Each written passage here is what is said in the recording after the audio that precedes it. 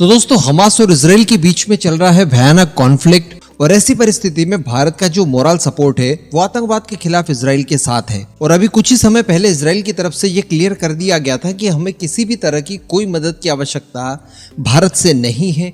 सारी जरूरत की चीजें हम अरेंज करने में सक्षम हैं, बस आप अपना मोरली सपोर्ट हमारे लिए बनाए रखें।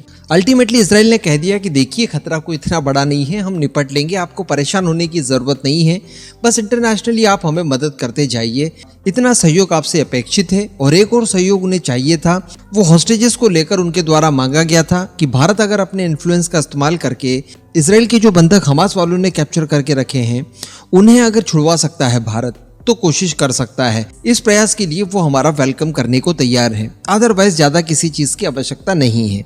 लेकिन हम लोग देख पा रहे हैं कि पिछले कुछ सालों से भारत और इजराइल के बीच का जो बायलैटरल ट्रेड है ये बहुत तेजी से बढ़ा है और ये लगातार और बढ़ेगा। हम लोग पास्ट में इस तरह की कई सारी वीडियोस में डिस्कस कर चुके हैं। कहने का मतलब इजराइल की कंपनियों के लिए भारत एक बहुत बड़ा मार्केट है और इजराइल भी भारत की अनगिनत कंपनियों के लिए एक बड़े मार्केट के तौर पर देखा जाता है। लेकिन दोस्तों, हम सभी जानते हैं कि इजराइल गाजा के बीच में ये जो कॉन्फ्लिक्ट चल रहा है इसमें पूरी दुनिया दो पक्षों में बढ़ चुकी है और मैक्सिमम जो मिडिल ईस्टर्न देश हैं ये फिलिस्तीन गाजा को सपोर्ट के नाम पर इजराइल के खिलाफ लगातार गतिविधियां कर रहे हैं। कुछ देश ऐसे जरूर हैं जो कि ऑफिशियली इजराइल के खिलाफ कोई स्टांस नहीं ले सकते, लेकिन वहां पर रहने वाले आम लोगों की तरफ से अब एक पहल शुरू की गई है और ये पहल जाती है बाइकॉट तक।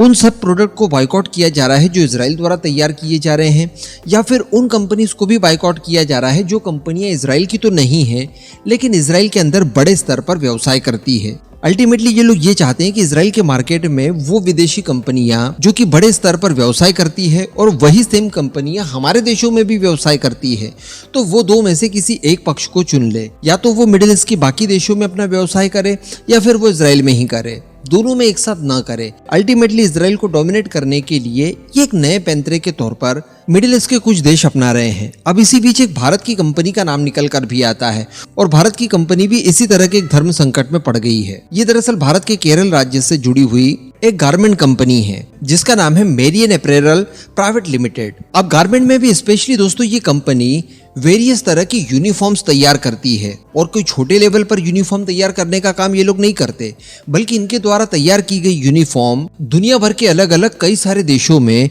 एक्सपोर्ट की जाती है। एग्जाम्पल के तौर पर फिलीपींस की सेना इसी कंपनी की यूनिफॉर्म पहनती है। इसके अलावा कुवैत की बात की जाए तो सरकारी अधिकारियों के लिए जो यूनिफॉर्म तैयार की जाती है वो भी यही कंपनी करती है। इसके अलावा कतार की जो एयरफोर्स है, कतार की पुलिस है, साथ ही ब्रिटेन और अमेरिका की जो सिक्योरिटी फर्म्स है उनके लिए यूनिफॉर्म तैयार करती है। अमेरिका के अंदर कई सारे स्कूल्स हैं। इसके अलावा मिडिल ईस्ट के कई सारे देशों में जो फायर और रेस्क्यू पर्सनल्स होते हैं इनके लिए यूनिफॉर्म तैयार करती है। और इसी के साथ साथ वर्ष 2015 से ये इजराइल की पुलिस फोर्स के लिए भी यूनिफॉर्म तैयार करते हुए आई है और आज तक बड़े स्केल पर इजराइल की पुलिस फोर्स के लिए यूनिफॉर्म तैयार कर चुकी है। कई और नए ऑर्डर्स इजराइल की पुलिस फोर्स द्वारा इनको दिए गए हैं। लेकिन दोस्तों, सडनली इनकी तरफ से एक स्टांस लिया जाता है और उसमें ये बताते हैं कि अब इजराइल की पुलिस फोर्स के लिए ये लोग कोई भी नया ऑर्डर नहीं लेंगे और जब तक इजराइल और गाजा के बीच में ये कॉन्फ्लिक्ट चल रहा है तब तक हम लोग इजराइल का कोई भी नया ऑर्डर नहीं लेंगे और इजराइल की पुलिस फोर्स के लिए यूनिफॉर्म तैयार करके उन्हें एक्सपोर्ट नहीं करेंगे।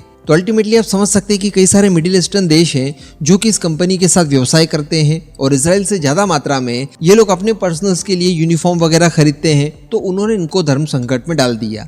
शायद इनके सामने कंडीशन रख दी होगी कि या तो आप इजराइल को भेज दीजिए या फिर आप हमें भेज दीजिए। अब अगर ये लोग इजराइल को चुन लेते हैं तो वहां से हाथ धोने पड़ेंगे, तो उसमें शायद इन्हें ज्यादा नुकसान हो रहा होगा।